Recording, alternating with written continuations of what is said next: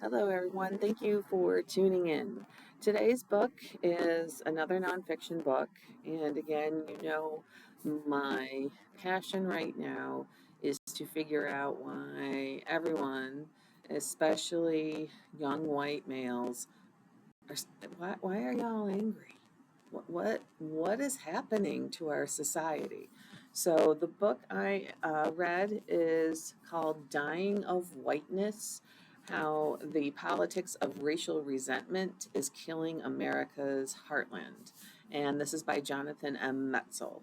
Um, he breaks it down into three categories that have caused Americans to, white Americans especially, to lose, or should I say, not vote for their best interest.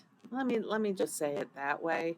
So there are three categories in which us white folk, and I'm one of the whitest versions of them, um, just don't take care of ourselves, and we're dying from it.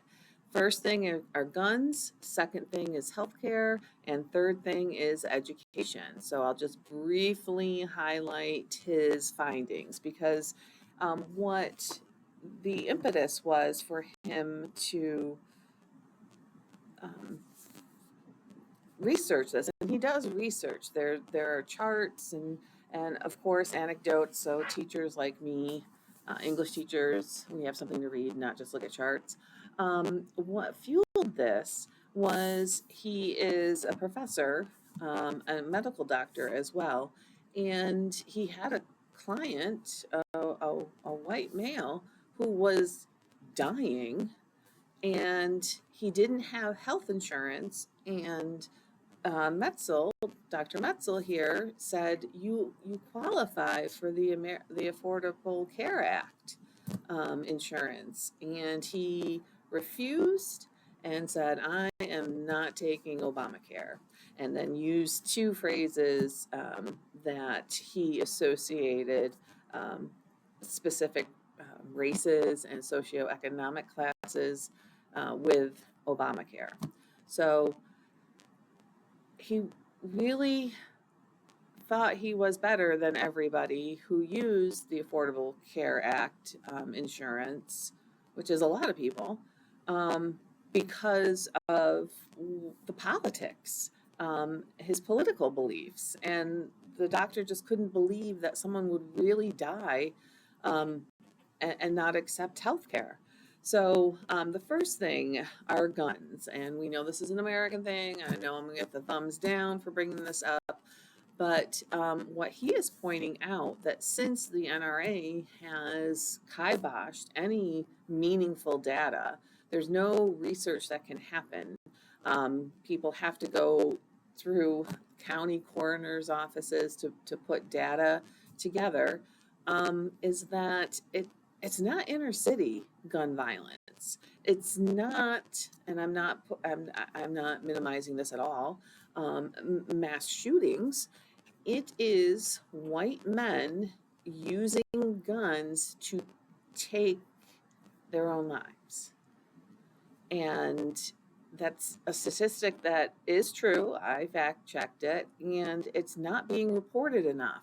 So here we are, we're so concerned with protecting ourselves and our family and our property, which I get, um, that we don't look at the downside and the lives that are lost, because we again put it on the inner city, and it's suburbia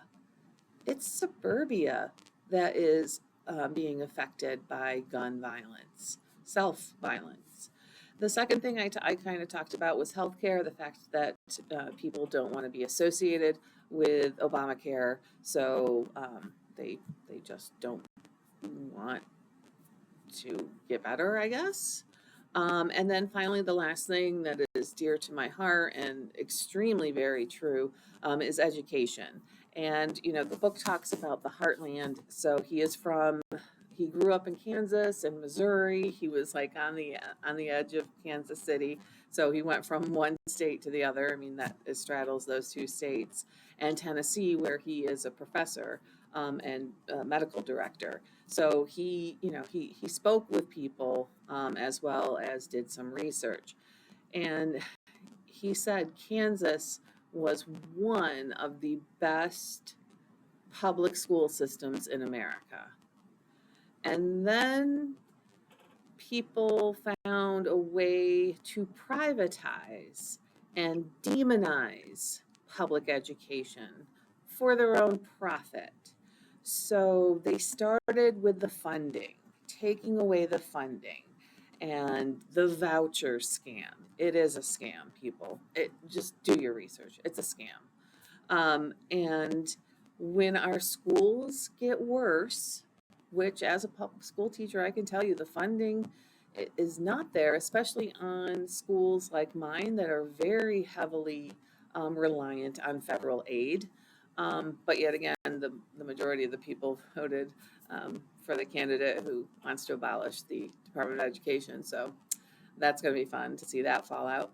But anyway, that's what he's talking about. People are voting against their best interests. So the governor started taking funds away from the schools in Kansas, and they just kind of watched their test scores nosedive, and people moving out of Kansas because of this issue.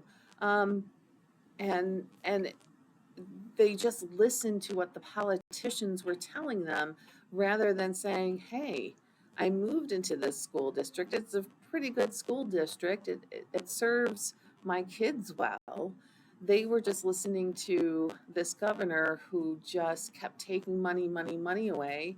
And eventually people did realize that you're taking money away and our test scores are going down.